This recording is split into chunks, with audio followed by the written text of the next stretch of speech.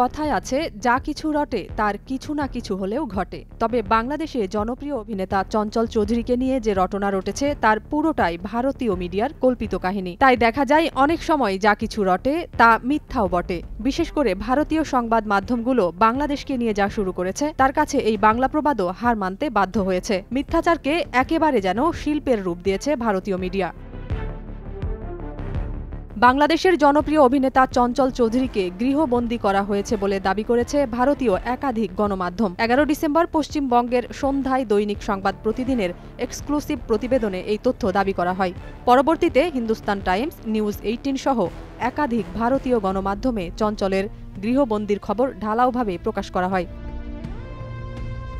ওই প্রতিবেদনে বলা হয়, ১৭ দিন আগে ঢাকা থেকে নিউ ইয়র্কের উদ্দেশ্যে যাচ্ছিলেন মনপুরা খ্যাত চঞ্চল। দুবাই হয়ে নিউ ইয়র্ক যাওয়ার কথা ছিল তার। পরিকল্পনা মাফিক বিমানে ওঠেন। তবে বিমান ছাড়ার কিছুক্ষণ আগে কয়েকজন বিএনপি নেতা ও সেনা সদস্যরা বিমানে উঠে অভিনেতার কাছে জানতে চান তিনি দেশ ছেড়ে পালাচ্ছেন কিনা।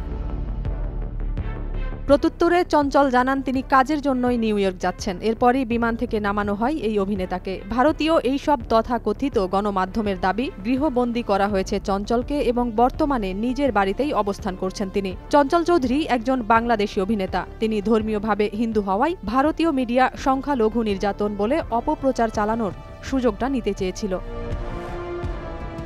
তবে মন গড়া এই প্রতিবেদনে কোনো বিশ্বস্ত সূত্র কিংবা চঞ্চল চৌধুরীর বক্তব্য তুলে ধরেনি ভারতীয় সংবাদ মাধ্যম। এমনকি অভিনেতার ঘনিষ্ঠ কারো বক্তব্যও ব্যবহার করা হয়নি সেখানে। বিষয়টি নিয়ে সংবাদ মাধ্যমকে চঞ্চল চৌধুরী জানান, এমন কোনো ঘটনাই তার সঙ্গে ঘটেনি। এমনকি ভারতীয় সংবাদ মাধ্যম তার কোনো বক্তব্য না নিয়েই এই মন গড়া সংবাদ ছাপিয়েছে।